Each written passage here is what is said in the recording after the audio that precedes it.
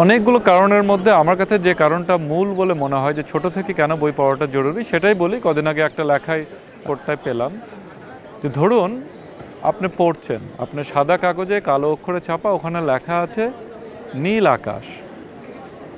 ওই কাগজে এবং ওই বর্ণের মধ্যে নীলও নেই, আকাশও নেই, কিন্তু এই যে শুনলেন, আপনি পড়লেন নীল আকাশ, সাথে সাথে আপনার মাথার ভিতরে একটা নীল আকাশ কল্পনায় চলে আসলো।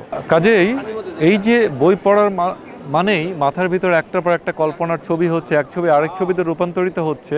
এটাতে তো আমাদের মস্তিষ্কের যে এক্সারসাইজ হচ্ছে এইটা খুব জরুরি। এটা কিন্তু টিভি স্ক্রিনে হয় না, এটা কম্পিউটার স্ক্রিনে বলেন, মানে আমাদের মোবাইলেও আমরা যখন পড়ছি এটা আরেকটা, অথচ মোবাইলে যখন আমরা ছবি দেখে ফেলছি নীল আকাশ ঝকঝকে পেরির প্রান্তর, ওইটা আরেকটা। কাজেই বই পড়াটা আমাদের ওই ধরনের চিন্তাশীল কল্পনা করতে শেখায় এবং এটা প্রত্যেকের জন্য জরুরি, খুব জরুরি। যদি